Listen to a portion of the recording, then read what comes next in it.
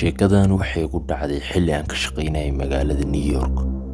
Xilligaas waxaan ahaa qof fuundi ah oo guryaha dhisa.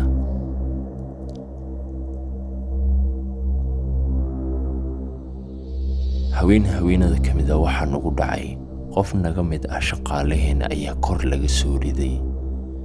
Waxaana ka soo riday qof aanan garan karin. Qayb kale oo guriga ayuu taagnaa. Anagoo idil waynu aragnay. Mar walba ninka aniga ila shaqaynay waxaan kula dardaarmi jiray in waxyaabaha qaar uusan ku degdegin. Anigana aad iyo aad ayaan u necbanaa habeenkii in aan shaqeeyo. Laakiin shaqadii ayaa ahayd mid keliya habeen la qaban karo. Haweennimadkii oo idil waan shaqaynayay. Mar waliba waxay la shaqayn jiray yar kale oo asagana garabkeyga ahaa. Mar ayaan waxaan soo koray dabaqa afaraad laakiin indhahaygu waxay qabteen qof sii jeeda. Waxaan u malaynayay mid ka mid ah shaqaalaheena. Waxaan tusay yarka aniga la shaqaynayay. Laakiin waxaan hubaa in uusan ahayn qofkan qof caadi ah. Markaan isku daynay in shaqaalaha oo idil aan ku wargelino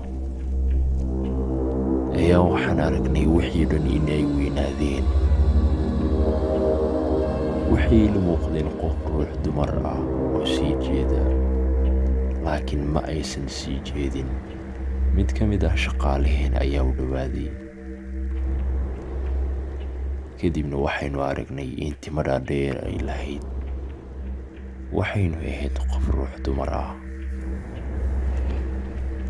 Waayahaasoo idil waxaa laga baqayay qof joodaaley ah.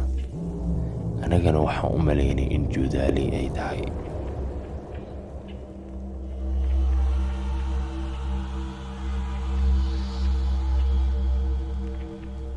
Mar intaan fiirinayay ay yarka saaxiibkay wuxuu ku dhahay hay. Waxaan u malaynayay inay isgaranayaan.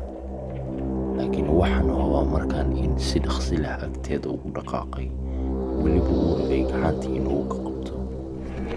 Wuxuu u malaynayay qof iska caadi ah laakiin markii uu qabtay asaga ayaaba kor laga tuuray.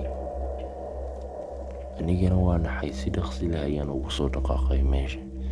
Weliba si taxadir leh ayaan balkoonka ugu fiirinayay. Waxaan hubaa markaan saaxiibkayga oo keliya in dhulku ku dhacay.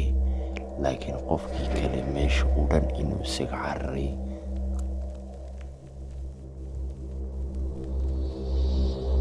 Dhismahaasoo idil wuxuu ahaa dhisme jini ah. Markaas ayaa ugu dambeysay in xilli habeen aan dhismo ka shaqeeyo. Ninkaas hadduu aniga goor igu soo ridi lahaa maxaa igu dhici lahaa?